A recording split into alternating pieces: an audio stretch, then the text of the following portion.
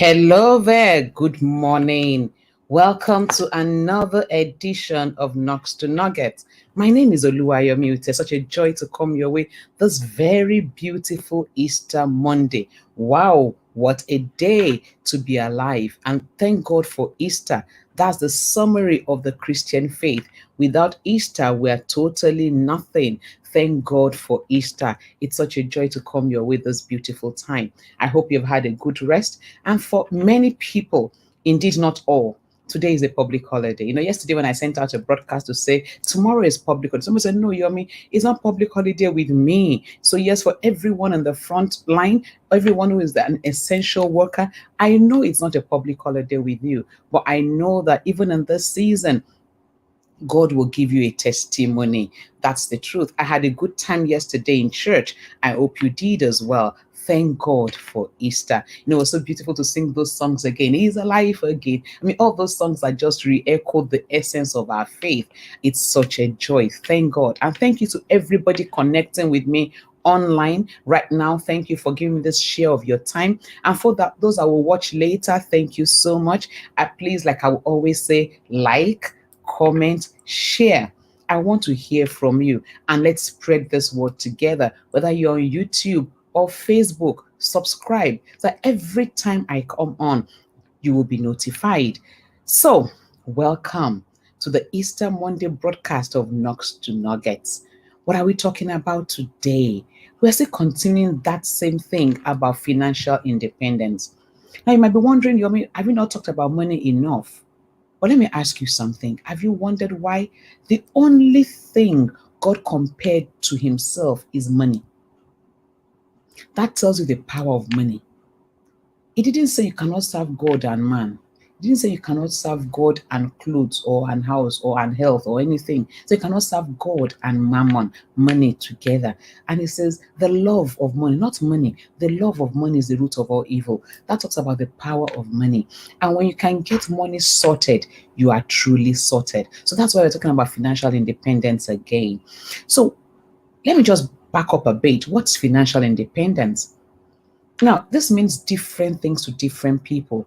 But in summary, it's getting to a point where you have enough money and you no longer have to work for money, but your money now works for you. That is the place of financial independence, where you're not going to work so that you can get daily bread, where you go to work for fun. You go to work because you love what you're doing.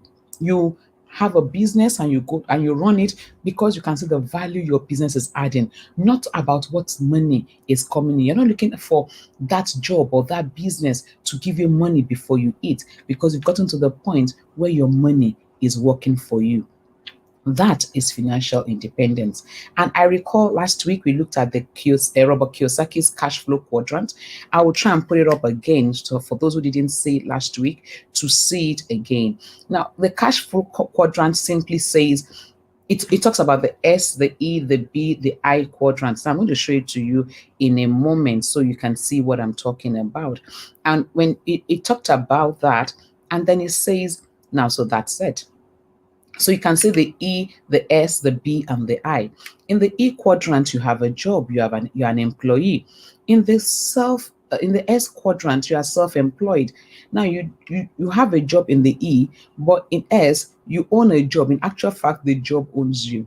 Then you are working not 9 to 5, you are working 24/7, trying to keep the business going. But the goal of everybody that wants financial independence is to move from this left quadrant, the E and the S, to the B and the I quadrant. The B, where you own a system, and the I, where your money simply works for you. That's the goal. That's what you want to be. Now, if you're in the E quadrant, I said to you last week, begin to think like an entrepreneur. So you earn your salary. See your salary as your corporate company's gross profit, and then from your company's gross profit, you pay yourself a salary. So yes, you have a job, but you are thinking like an entrepreneur. So you look at it and you say, how much do I want to pay myself? So you pay yourself, and then of the rest, you begin to do something different. Now, I looked at a principle in the Bible where it says save 20% for God, talking about tithe, offerings, pledges, 20% for savings and investment, 20% for your family, 20% for your children's bills, 20% for yourself. And for some people, like, oh, wow, 20, 20, 20, 20, 20 in five places. That's tough. I want to tell you a simpler one. This is talking about the 50, 30, 20 principle. 50, 30, 20 principle. What does it say? It says you spend 50% of your after tax on needs. 50% of your earnings after tax, you spend it on your needs. 30% on your wants and 20% on savings. 50% on your needs, 30% on your wants, and 20% on your savings. That sounds easy, right? That's quite easy to adopt. 50, 30, 20. 50% on your needs, 30% on your wants, and 20% on your saving. Now, that's quite easy to adapt and everybody can do it. But you can say, your 50% doesn't amount to anything. My 20% is nothing. It's really not about how much money you earn. It's about what you do with your money. It's not about how much you earn, it's about what you do with your money. Yes, cash flow quadrant. Thank you, Binta. Cash flow quadrant. The aim and the goal is to be in the B and the I quadrant, making your money work for you. And yes, I agree, Hilda. It is not easy. I totally agree. But it starts with a decision. And what makes you take that decision is asking yourself, what is my why? When you understand your why, a lot of things will change. What is your why? That's the question. What exactly are you why are you looking for financial independence? Are you looking for it because you want to have more time with your family? Are you looking for it because you want to get out of this career, this rat race, you're tired? Are you looking for it because you're looking at your retirement life and you're saying, I want to retire happy and rich? What is your why? When you define your why are you doing what you're doing? You will discover that even when you are getting tired, your why will propel you. There's always a time when everybody gets tired, but what keeps you going is your why. So, first and foremost, in this journey of financial independence, ladies and gentlemen, please identify your why. Why do you want to be financially free? Is it to just flaunt your money and say, oh, I have arrived? I can buy the Brazilian of a hundred thousand. I can buy the one of 300,000. I can buy the one of $1 million. Is that the why? If that is your why, it will not push you far. That why cannot keep your engine going. Trust me, it's ephemeral. It will propel you for a week, and that is all. The day you buy the Brazilian, you lose it. The day you buy the gold, the jewelry, you forget it. Yes, that jewelry is $100,000 and it looks like huge, and you struggle the day you get that NZ. But when your why is deep, when your why is something of eternal value, it will keep you going. Why do you want financial independence? And like Fred said, when talking about why you want financial independence, the question is, what kind of retirement do you want? What kind of retirement life are you looking forward to? That's the why. So, number two, when? Now, when you think about when, a lot of people get a bit jittery here, particularly those who are in my generation. You are like, wow, time is fast spent. I'm almost knocking the doors of retirement. When? The truth is this: the best time to plant a tree was 20 years ago, but the next best time is now. So don't get jittery, don't lose faith because you're close. And if you're young, you're just starting out in life, I celebrate you that you are coming across this at this time. And what I need you to do is begin to work it. Don't wait until you are 30 or 40 or 50. Start now. So what is the when? How long do you have? If the shorter it is, the more aggressive you may have to be. So I'm talking about the 50, 30, 20 principle, where you save 20% of your income for investment. But if you are very close to retirement, you might have to up your game to like 30%, to like 40%. You might have to scale down on a lot of things because time is short. But if you have the luxury of time, you can take it lightly. But I will always encourage, don't go below the 20%. 20% investment for your future is something you need to cultivate even now. Number three thing is to be intentional. So what is your why? when. But number three, be intentional. Key Sarah, Sarah, I always crack the joke. What will be will not be, except somebody makes it be. Don't fold your hand and say, oh, don't worry, whenever it is, I will. Not whenever it is, you will. Start now. Be intentional. Choose a plan and stick to it. Choose a plan. What do you want? And stick to it. If you have a few years to go, increase your savings. Go out of 10, 20, try 30, try 40. What can you do? Number four, cut down on your monthly expenses.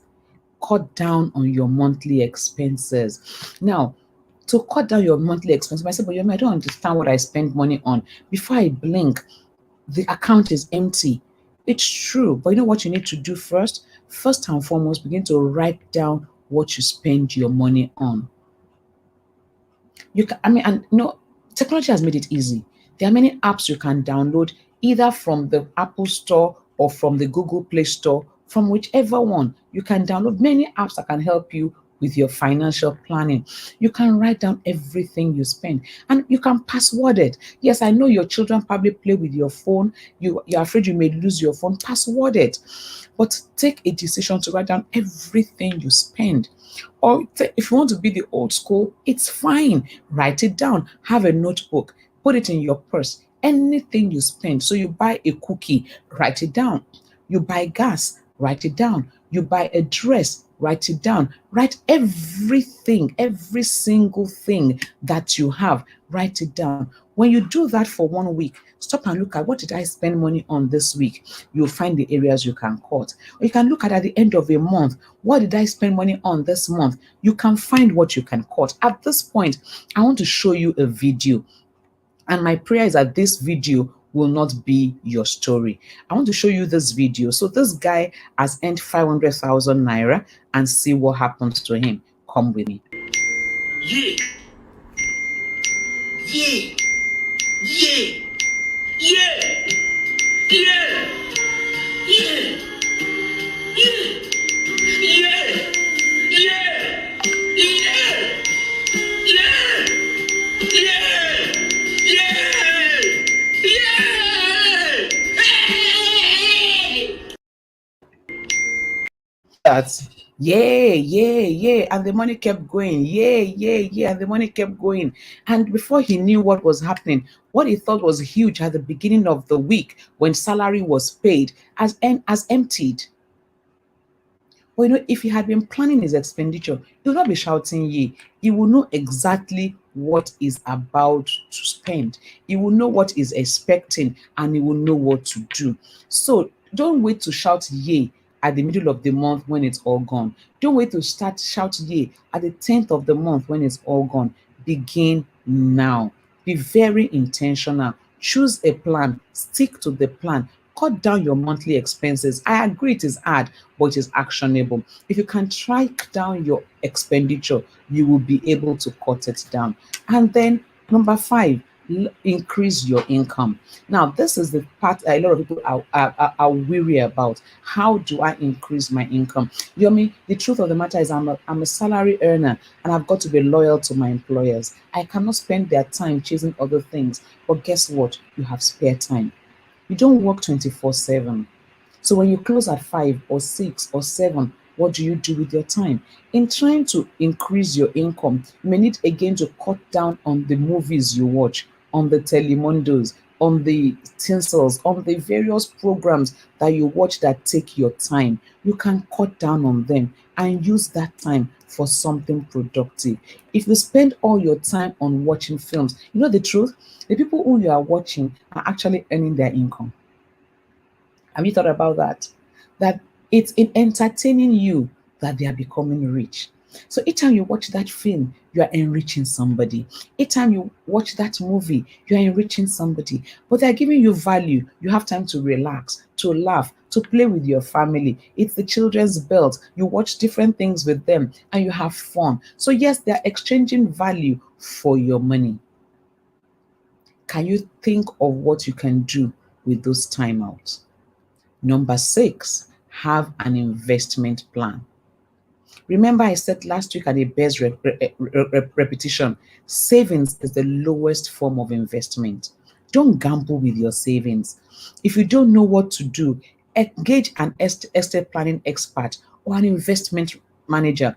Get the right counsel. Don't just go around buying any kind of oh, Yomi says invest. So I see this, I throw my money in. I see that, I throw my money in. No, it's not like that. And that's why next week, Monday, and I'm so excited about this, I have many questions to ask this person. If you have your questions, send it in. And on that day, I also take questions from the show. Next week, Monday, we'll be having Binta Max Benije with us, talking to us about estate planning. I have my questions. What is estate planning? Must I become a billionaire to have an estate planning in place?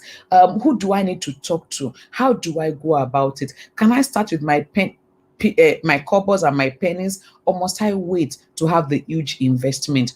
What is estate planning all about? Many of us know little of it. Next week, Monday, 7:45, right here, Binta Max Bineje, an expert in that field, will be here to answer all our questions. Financial independence is possible. Join hands with me.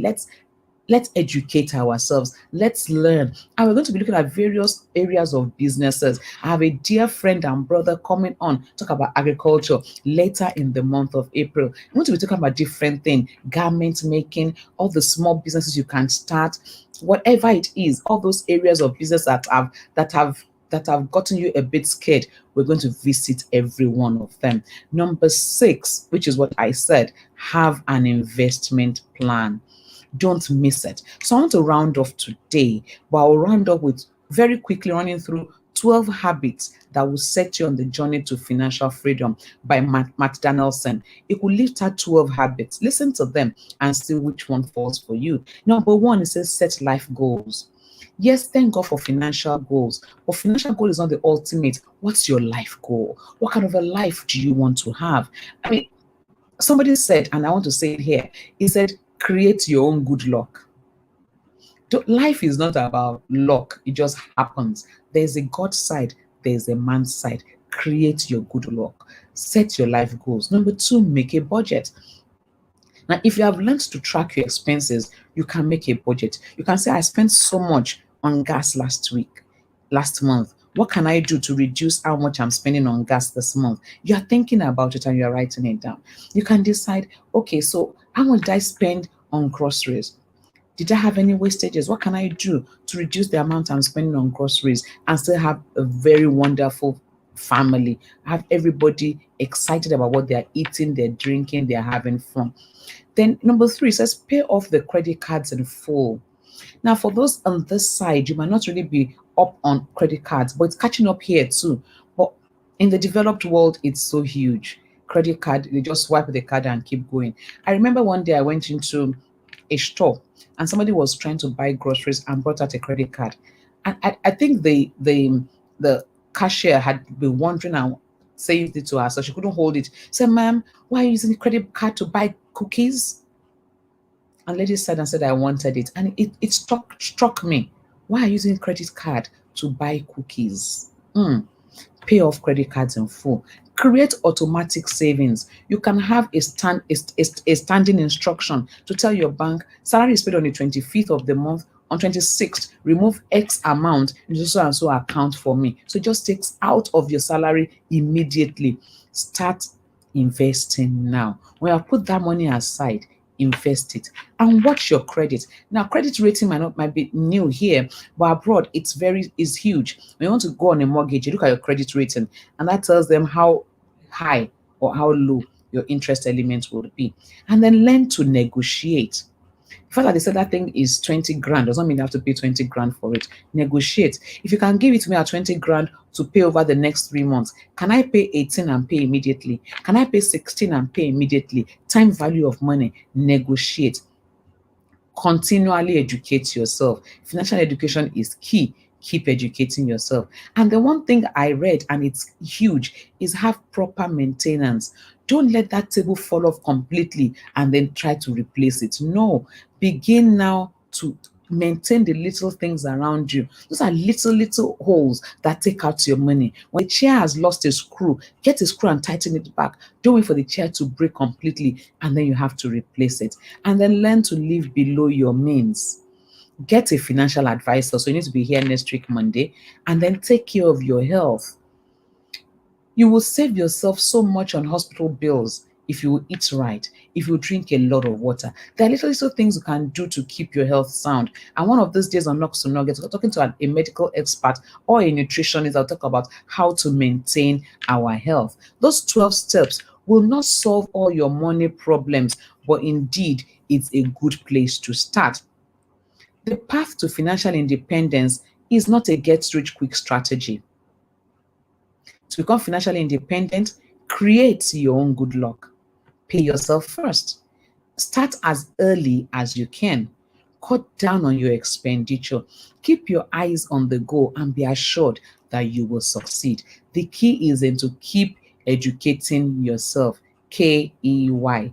Keep educating yourself. And so that's it for today on Knocks to Nuggets. I'm expectant about next week, Monday, when we're talking about estate planning with Binta Max Beniji. See you next week, Monday. But before then, remember to like this video, to share it, and to subscribe. Let the world know that you're getting value in this place. And to everyone that will watch after now, thank you for also watching. And never ever forget it. Together we win.